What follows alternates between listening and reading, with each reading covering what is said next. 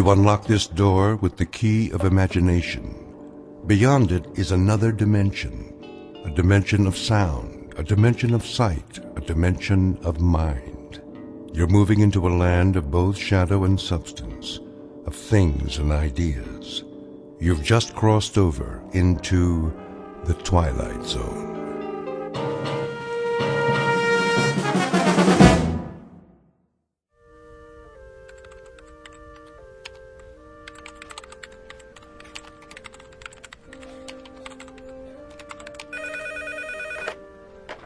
Northwest Medical Clinic, how can I help you?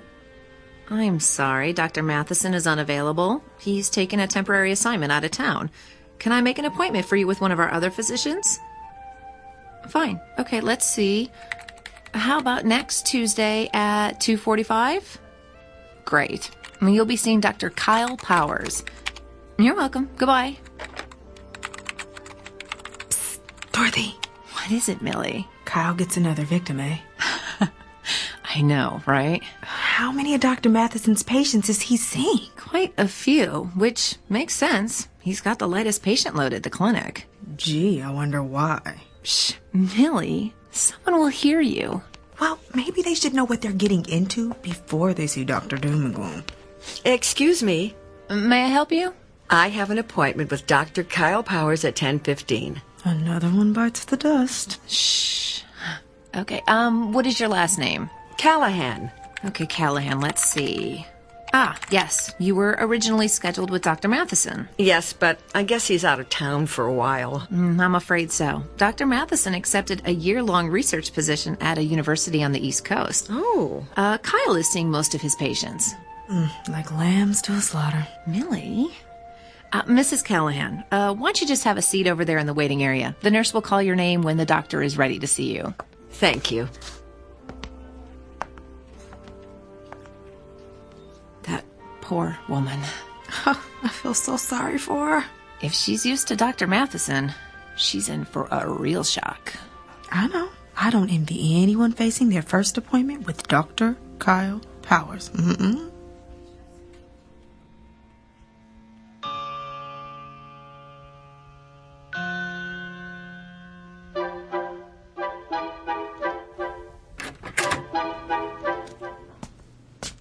Mrs. Callahan? Yes? I'm Dr. Kyle Powers. It's nice to meet you. And why are you here today? Well, I'm concerned about this mole on my leg. May I see it? Of course. It's right here, see? On the calf. Dr. Matheson said I should keep an eye on it in case it changes. I think it looks a little bigger. What do you think it could be? A mole that changes like that is usually melanoma. Oh, melanoma? That's cancer, isn't it? Yes, it is. I'm going to need to ask you some questions.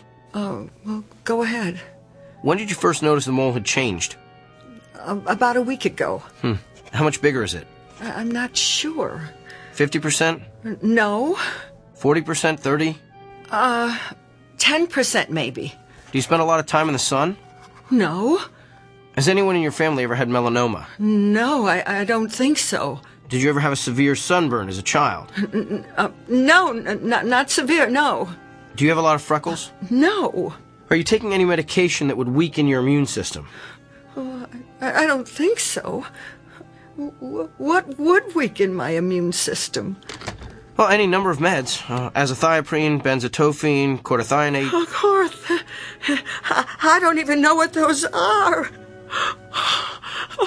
Doctor, please just tell me if I do have melanoma, what treatment is available? Well, that depends on what stage it's in. Surgery is typically the first treatment for all stages of melanoma. Surgery? And of course, if it spreads to the lymph nodes, those have to be removed. Late-stage melanoma also has to be treated with chemotherapy. Chemotherapy? If it spreads to the organs like the lungs or liver, there's not much that can be done. Nothing. Well, in that case, the focus is on relieving the symptoms and keeping the patient as comfortable as possible. Until what? Well, until the patient expires.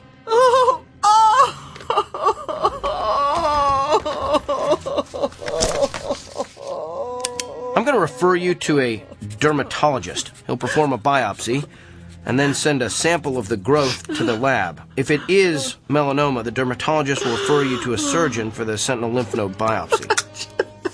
It's all standard procedure. Here's your referral. And Mrs. Callahan? Yes? I know there's something most patients worry about at this point, so let me assure you. Even if the cancer gets to the point where you can't function, your insurance should cover most of the medical bills. Keep in touch.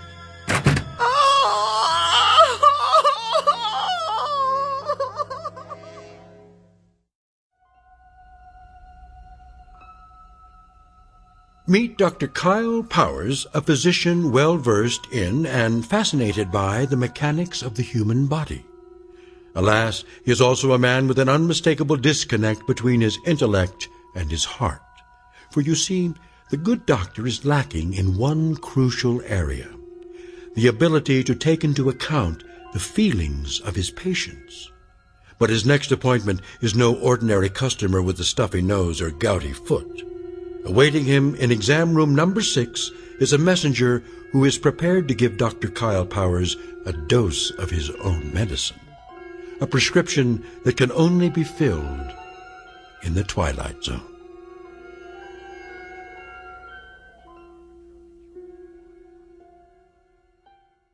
And now, The Twilight Zone and our story, The Amazing Dr. Kyle Powers, starring Sean Astin with Stacy Keach as your narrator.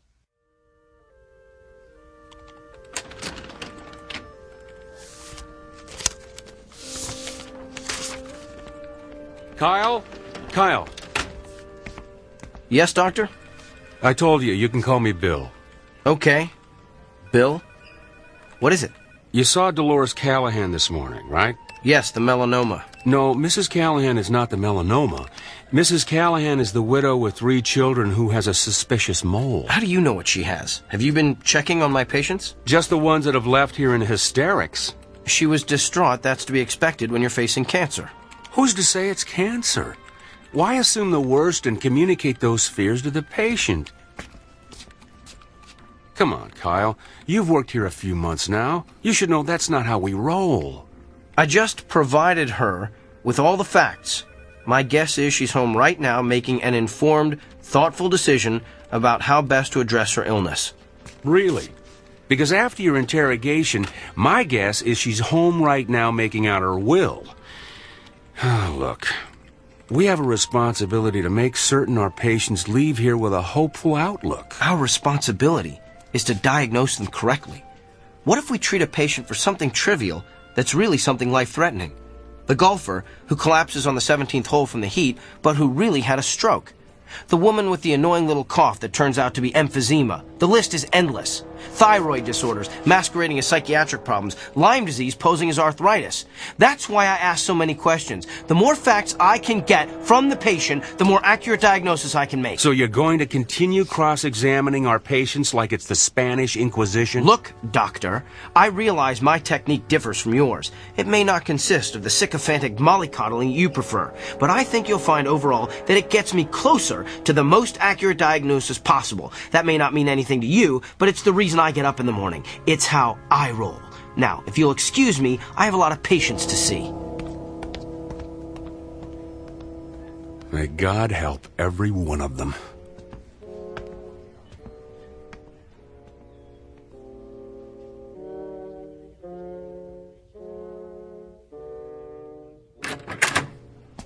Good afternoon. I'm Dr. Kyle Powers. I'll be your physician while Dr. Matheson is...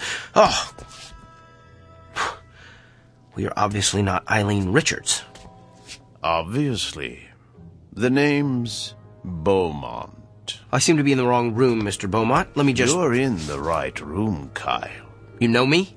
Yes. You're not a quality assurance auditor sent to check up on me, are you? Did Dr. Bill T. Goodwin send you? No, but I am here. As a representative. For who? Whom? I can read you the list if you like. Mrs. Barbara Kennedy.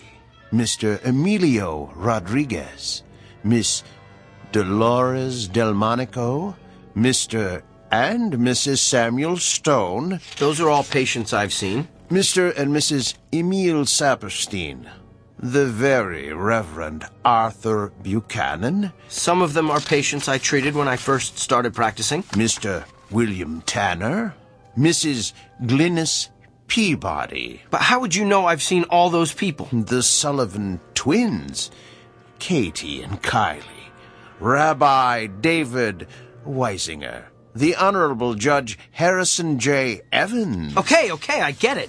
You know every patient I've ever treated, so who are you, the ghost of Christmas past? Hardly. I am here to communicate a message on behalf of your patients. They are fed up with your lack of concern for their feelings. You keep them waiting long past their appointment times. You do not call them back with test results. You do not explain their illnesses in terms they can understand. And you do not make clear the side effects of the medicines you prescribe. They have described you as rude, disrespectful, insensitive, and tactless.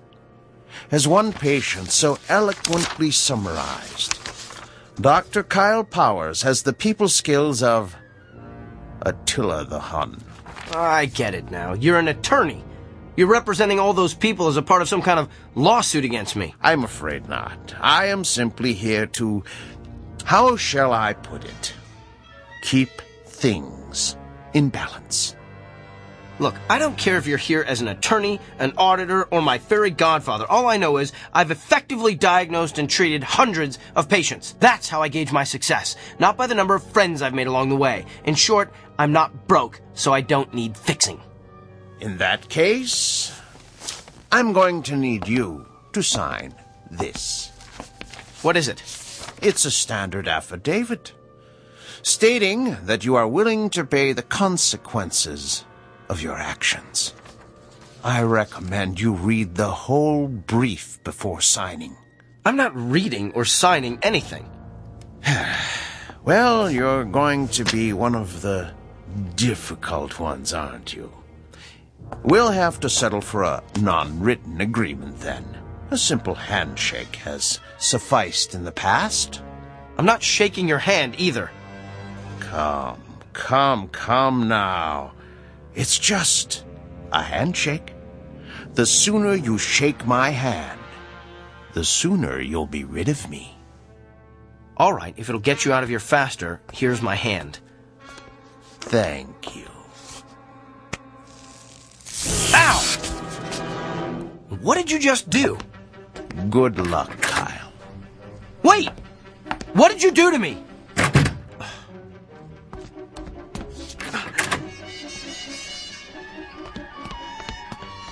Where did he go?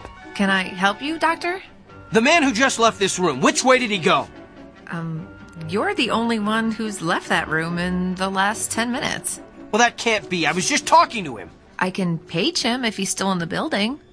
Who was he? Nobody. Just some prankster with a joy buzzer. Who's my next patient? Mr. Gianelli. He's in room 7.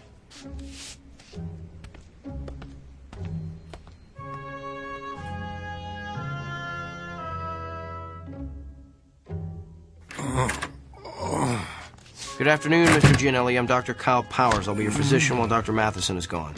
Are you in pain? Oh, yeah. Where does it hurt? The back. What part of the back? Down low. Did you do anything that might have caused it? Probably. I work on a construction site, see? And I had to move some heavy sheets of plywood by myself. On a scale of 1 to 10, how bad would you say the pain is? About a 7, maybe 8. Seems like it's gotten worse in the last half hour or so. Well, let me take a good look at the area where it hurts. Could you lift your shirt, please? Sure. Lower back, you said? Yeah. All right, I'm going to feel around the area.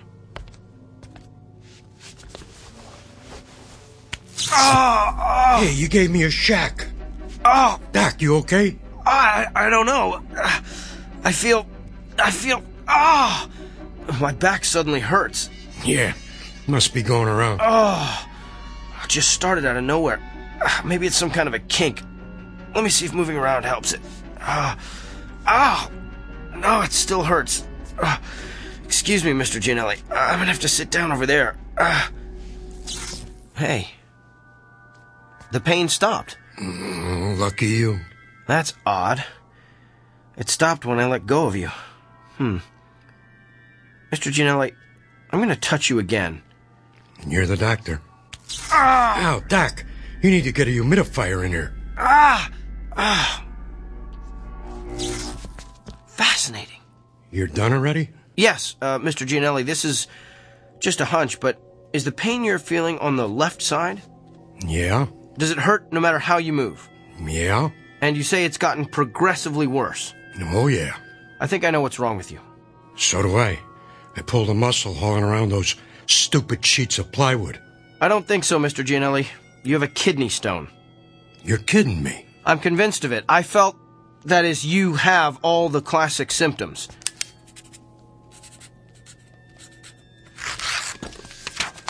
Here, this is an order for you to go up to radiology for an x-ray. That'll tell us exactly where the stone is, and we can figure out what to do about it from there. Hey, Doc, can I ask you something? What? How could you tell all that just by touching my back? Mr. Gianelli, I wish I knew.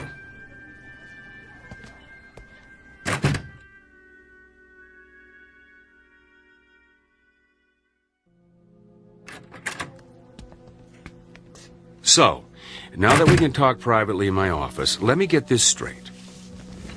You're telling me that you've been able to tell what your patients are feeling simply by touching them, that you can actually experience the pain they're feeling. That's what I'm telling you. Impossible. It can't be done. Then how do you explain the fact that Mr. Gianelli's x-rays came back showing that he had a kidney stone right where I said it was? And what about all my other patients? Everything I diagnosed this morning was confirmed by x-rays or ultrasounds or MRIs. You simply diagnosed them correctly. But I'm telling you, Dr. Bill, I felt their pain. Prove it. All right. Who's your next patient? No, not a patient. I want you to prove it on me. I've been experiencing some pain the past day or so. I want you to tell me where it is. Okay. I'm gonna have to touch you. I knew there'd be something about this I didn't like. And it has to be on exposed skin. At least, I think it does. I'm still experimenting. Here, you can touch my hand. That's the most skin I'm willing to let you experiment with. All right. Ready? Ready as I'll ever be. Here goes. Hey, you gave me a shock. Yeah, that's what everyone says.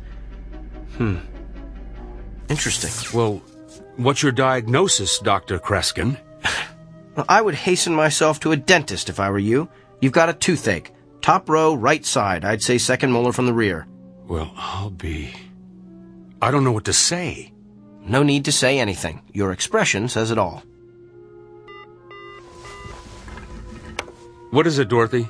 Mr. Samuels is waiting in room 4. He's getting a little impatient.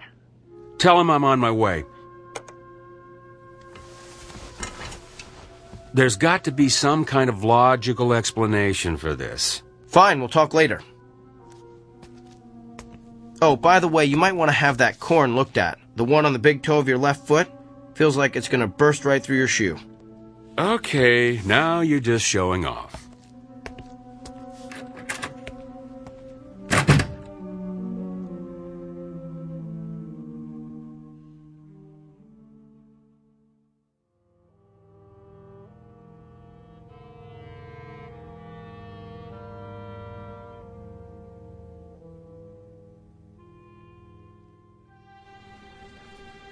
Okay, thank you.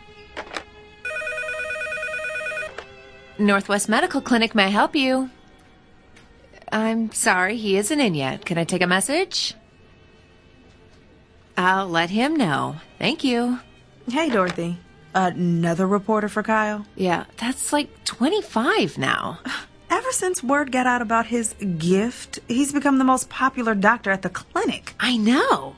I can't believe he's going to be on that talk show tomorrow. Yeah, I am dying to see what Dr. Charisma is like on TV. Oh.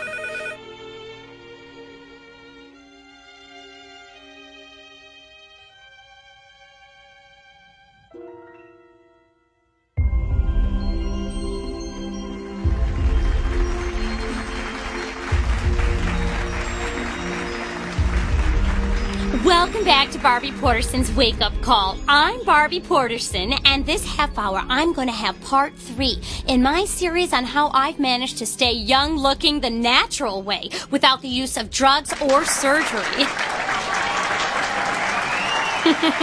But enough about me. We have a guest with a rather unique gift. His name is Dr. Kyle Powers, and he claims that he can experience the same pain his patients are feeling simply by touching them.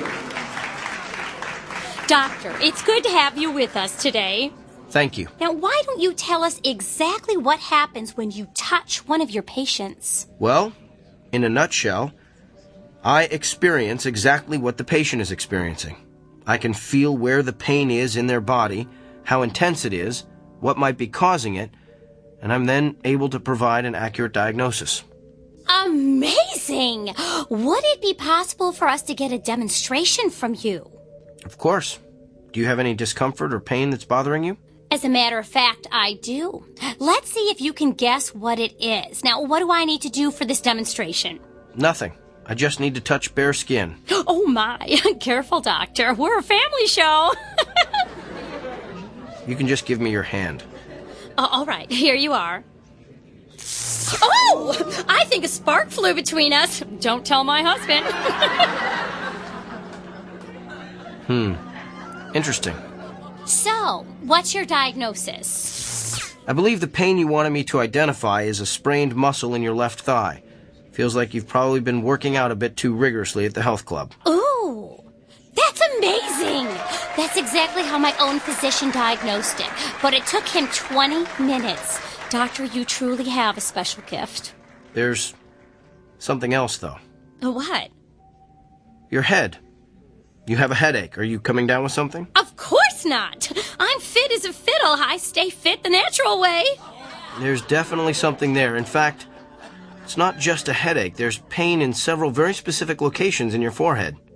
That's interesting. Well, thank you for being with us, Doctor. Wait. I know what I'm feeling. You recently had some sort of cosmetic injections, didn't you? What? Yes, the type that eliminates frown lines and wrinkles. Me? Cosmetic injections? What a ludicrous suggestion. Well, back with more of our Barbie Porterson's wake-up call after these messages. You know, a simple analgesic will help with that headache. No, I don't need it. Could we cut the audio, please?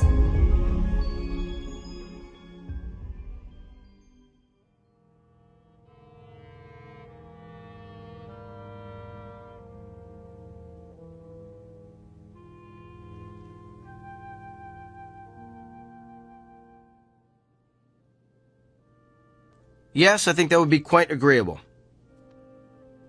Well, to be honest, I wouldn't mind having a couple of days to think it over. Could you hold on for a moment? Come in. Kyle. Doctor, I'm on the phone. I need a moment with you. I don't have a moment. Make one.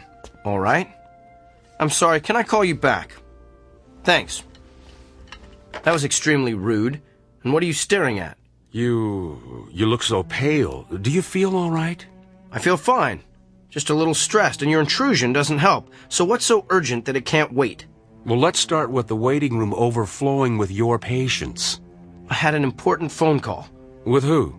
Not that it's any of your business, but I was talking to Nigel Fairwick. Nigel Fairwick?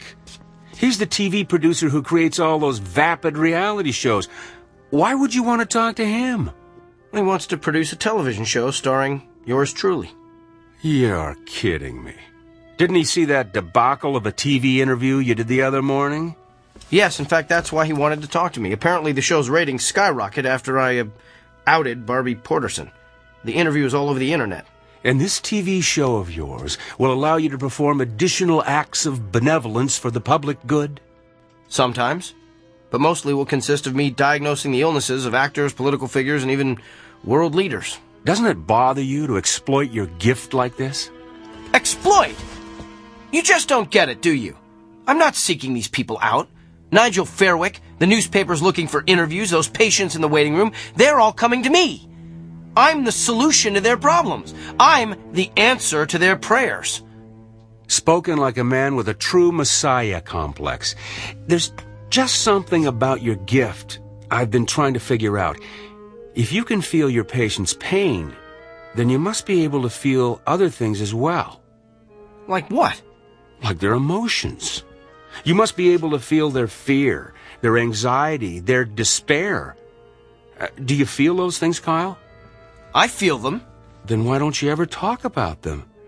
In all the interviews you've given, I've never heard you once mention the patient's emotions.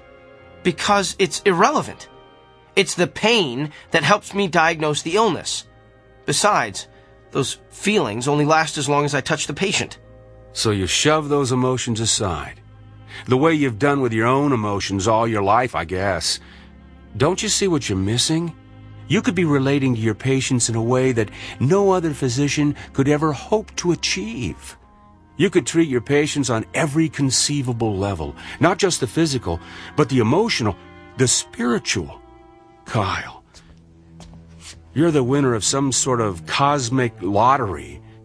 Don't squander it on a mindless television freak show. I'm sharing my gift with my patients. If I go on TV, I can share it with the world. How is that squandering my gift? Because you're doing it to stroke your ego. How do you know why I'm doing this? Can you read my mind? Is that your gift? Oh, wait, I forgot. You don't have one. Hello? Nigel. No, it's all right. I'm glad you called back. I've decided I don't need more time to think. I want to get started on this TV show as soon as possible. This afternoon? Well, that sounds great. I'll see you then. Thanks. You're really going to do this? I have a meeting with Nigel in an hour to sign the contracts. And what about your patients? Tell them to come back tomorrow. What if they don't want to? What if they can't? Oh, they'll be back. That's the part you don't seem to understand, Doctor. Everyone wants to see the amazing Dr. Kyle Powers.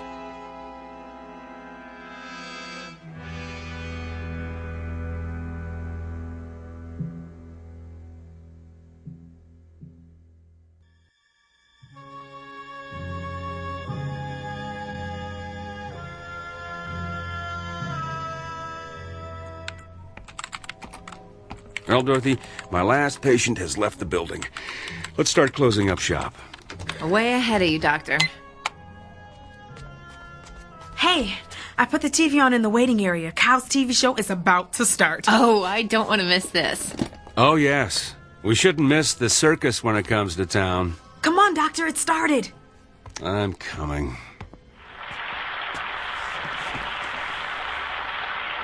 Hello, America, and welcome to Doctor in the House, the new show that promises to be the most amazing, the most remarkable, the most astounding television program you've ever seen.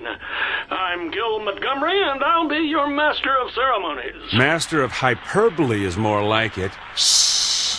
And now let's bring out the man who's been written about in every newspaper, magazine, and medical journal in the country, nay, the world. Please put your hands together for Dr. Kyle Powers.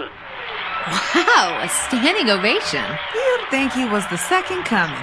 He thinks he is anyway. How come he's sweating so much? He's probably just nervous. I don't know. He looks kind of pale, too. Good evening, Doctor. Good evening, Gil. Are you feeling okay, Doctor? I'm not sure. I've been feeling a bit lightheaded today.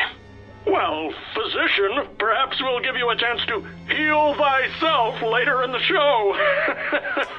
But right now, we're going to bring out your first patient. Are you ready? Yes, I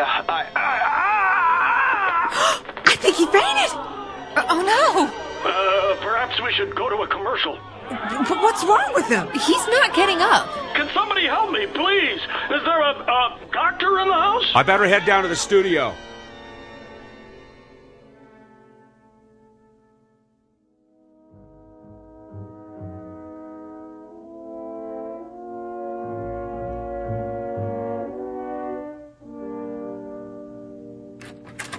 Kyle, I've got the results of your tests. They're pretty extensive. Tell me. Well, simply put, your autoimmune system is completely broken down. Can you tell why? No, I can't find anything that would cause it. There was something about your results, though, that looked familiar. I'd seen this pattern before, but I couldn't remember where. You've seen this pattern. You've seen this pattern in another person? Not one person. Many people. I went back through your files of all your patients. Kyle, what you're experiencing is the affliction of every person you've treated in the past 3 weeks. Think about it. You've got emphysema like Mrs. Crandall. You've got stomach cancer like Mr. Drummond. Even have a kidney stone like Mr. Gianelli. Yeah, you get the idea. Every illness you've treated in the past 3 weeks is coursing through your body. It was 3 weeks ago that... You received your gift. I know.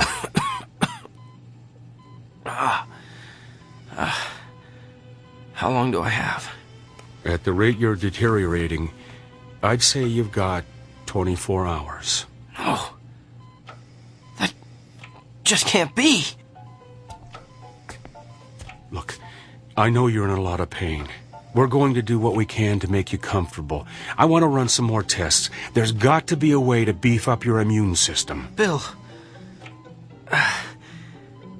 after the way I've insulted you, why are you showing me so much... Compassion? It's part of being a doctor, right? Get some rest, Kyle. I'll be back.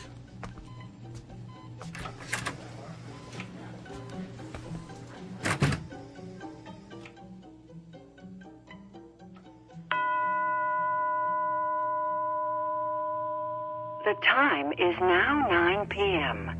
Visiting hours have ended.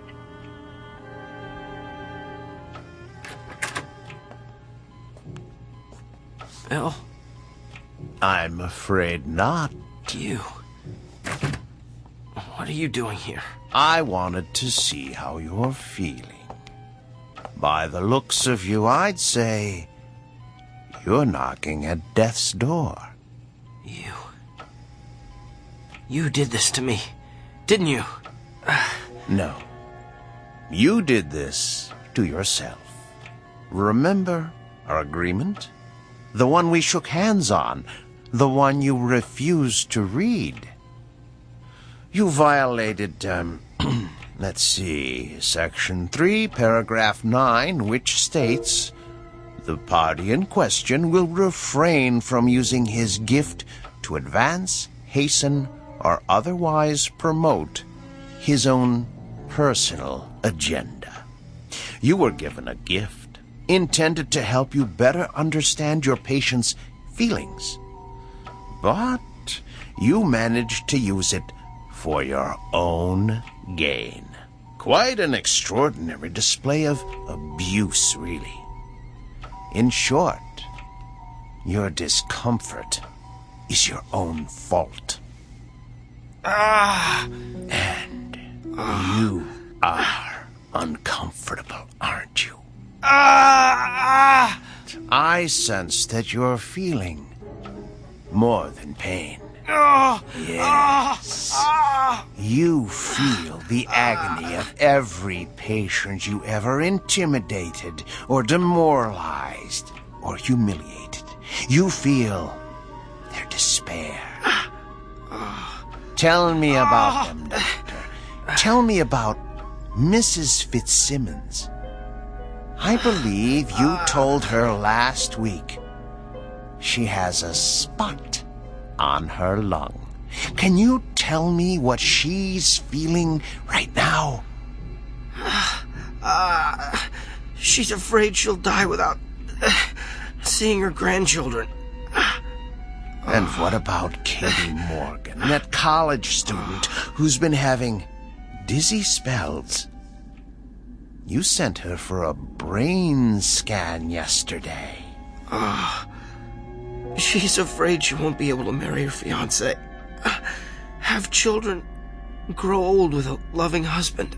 And what about Mr. Hamner? You sent him for chemotherapy 2 weeks ago. He's... Yes? He's filled with the terror of not knowing what lies beyond death. It must be hard to carry the burden of all that despair. And what's worse, you're feeling it all at once, aren't you?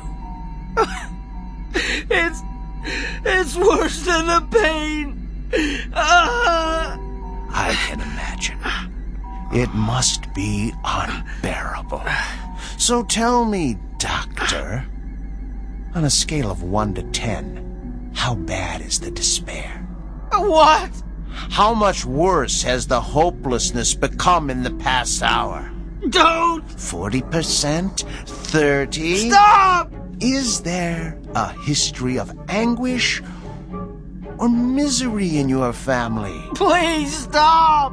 Have you taken any medication that would cause this kind of acute melancholy? Don't torture me like this! What have you done today that would cause such agony, such utter torment? That's enough! Reached your limit, Doctor. And just answer one last question for me. Do you understand now how your patients feel?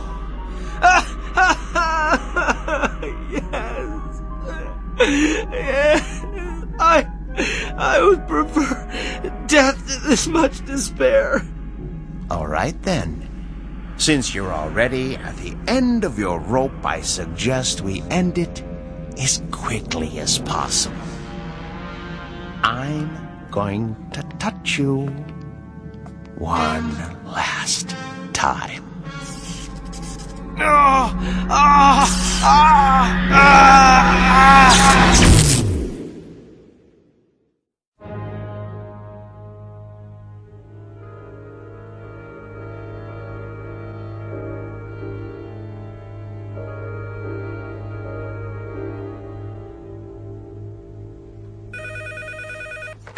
Northwest Medical Clinic, may I help you?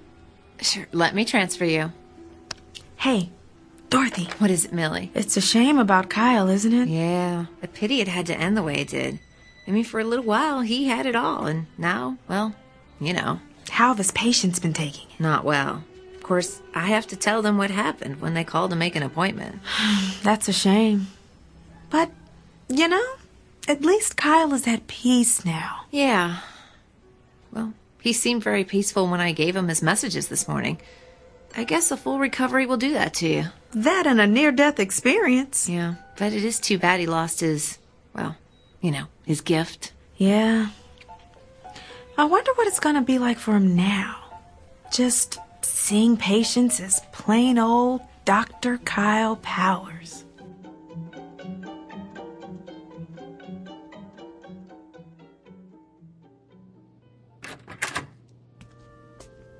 Good morning, Mr. Franklin. Hi, Doctor. I've got your test results here. I know. I have a feeling you don't have good news for me. I'm going to be completely candid with you. And before I tell you anything else, let me say this. What you've got is treatable. And we're going to exhaust every option available to get you well. So why don't we get out of this sterile examination room, go down to my office and have a cup of coffee, and work out the details. Sounds like a plan. You know, I keep thinking about how everything could change. I'm retiring in a couple of months. Margaret and I wanted to take a trip to Germany to see where my mother was born, and my daughter's about to have my first grandchild. I'm just afraid I'm not going to be around to see all that.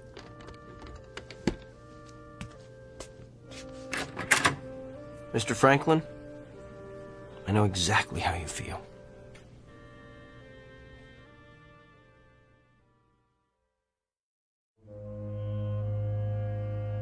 Meet Dr. Kyle Powers. Not the same one we met earlier, but a new and improved version. A person who has perhaps quite literally been to hell and back, and learned along the way that redemption requires no small amount of effort on the part of the recipient. It's a fundamental lesson that's customarily taught in Sunday school or at the feet of a beloved grandparent. But a select few insist on learning it the hard way, while traversing the antiseptic, shadowy corridors of the Twilight Zone.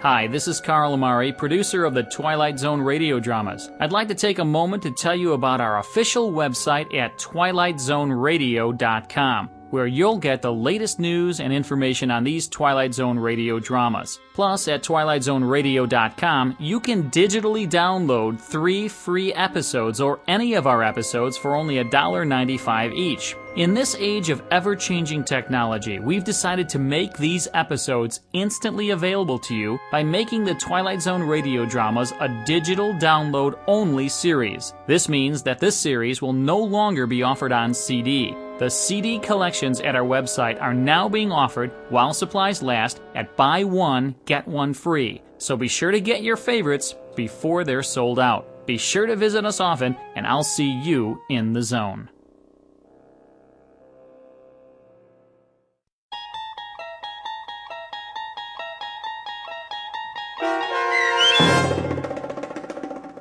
The Amazing Dr. Kyle Powers, starring Sean Astin with Stacy Keach as your narrator, was especially written for The Twilight Zone by Barry Rickert.